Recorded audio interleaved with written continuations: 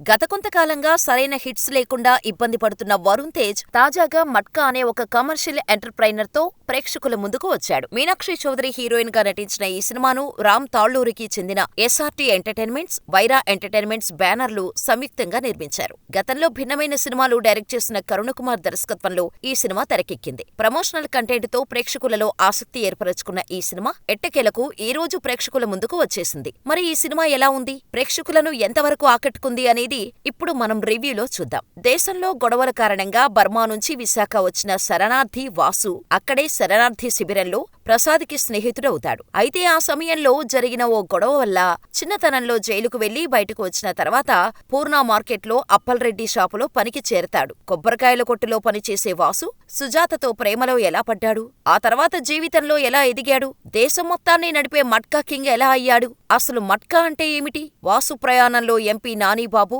Sophia, KB పాత్రలు ఏమిటి, వాసుని CBI ఎందుకు టార్గెట్ చేసింది, సీబీఐ అధికారి సాహు వాసును పట్టుకోగలిగాడా లేదా, చివరకు అసలేమైంది అనేది బిగ్ స్క్రీన్ మీద చూసి తెలుసుకోవాల్సిందే. కథగా చూస్తే ఇది కొత్త కథేమీ కాదు. తెలుగు ప్రేక్షకులు ఇప్పటికే పదుల సంఖ్యలో ఇలాంటి కథలు చూశారు. అదే కమర్షియల్ ఫార్మేట్ లో ఈ సినిమా కథను కూడా చెప్పాలని ట్రై చేశారు కానీ ప్రేక్షకులు సర్ప్రైజ్ అయ్యేలా చెప్పటంలో మాత్రం తడబాటు కనిపించింది. నిజానికి ఈ సినిమాలో ప్రేక్షకులను కాస్త చివరిదాకా ఆసక్తి కలిగించిన అంశం ఏదైనా ఉంది అంటే అది మట్కా ఆట. అసలు ఆట ఆలోచన ఎలా వచ్చింది, దేశం మొత్తాన్ని దాన్ని ఎలా విస్తరించారు, ఈ మట్కా ఆట అనేది పోలీసులకు కూడా చిక్కకుండా ఒక నెట్వర్క్ మొత్తాన్ని ఎలా నడిపారు అనేది ఆసక్తికరంగా అనిపిస్తుంది. అయితే కథలో పాత్రలు, హీరో క్యారెక్టరైజేషన్ రెండూ మనవాళ్లకు బాగా అలవాటైనవే. కట్టుబట్టలతో వేరే ప్రాంతానికి బతకడానికి వెళ్లిన హీరో కోట్లాది కోట్లకు అధిపతి కావటం, తన ప్రమేయంతో వేల కోట్ల నేర సామ్రాజ్యాన్ని ఏర్పాటు చేసి ఎలా స్వైర విహారం చేశాడు అనేది ఈ సినిమా కథ. అయితే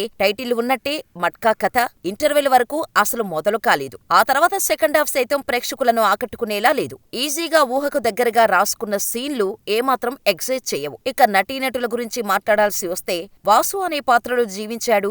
నటుడిగా వివిధ దశల్లో వాసు పాత్రను ఆవిష్కరించిన తీరు మాత్రం ఔరా అనకుండా అనలేం. నటనలో ఇంటెన్స్, డైలాగ్ డెలివరీలో ఉన్న స్పీడ్ ఆకట్టుకుంది. సుజాతగా మీనాక్షి చౌదరి డీ గ్లామర్ రోల్లో కనిపించింది. ఆమె పాత్రకు ప్రాధాన్యత లేదు. నోరా ఫతేహి కేవలం అందాల ఆరబోతకు మాత్రమే పరిమితం కాకుండా ఉన్నంతలో ఆకట్టుకుంది. సత్యం రాజేష్, నవీన్ చంద్ర వంటి వాళ్లు తమ తమ పాత్రలు తగ్గట్టు న్యాయం చేశారు. అయితే ఇందిరాగాంధీ పాత్రలో భలే క్యాస్టింగ్ కుదిరింది. మరోపక్క టెక్నికల్ అంశాల విషయానికి వచ్చేసరికి పాటలు పెద్దగా ఆకట్టుకోలేదు. కానీ కొన్ని సన్నివేశాల్లో జీవి ప్రకాష్ కుమార్ నేపథ్య సంగీతం బాగా వర్కౌట్ అయింది. కెమెరా పనితనం సినిమాకు అదనపు అందాన్ని తీసుకువచ్చింది. ఇక ఆర్ట్ డిపార్ట్మెంటు ఈ సినిమాకి అసలైన ఊపిరి పోసింది. నిర్మాణ విలువలు చాలా బాగున్నాయి.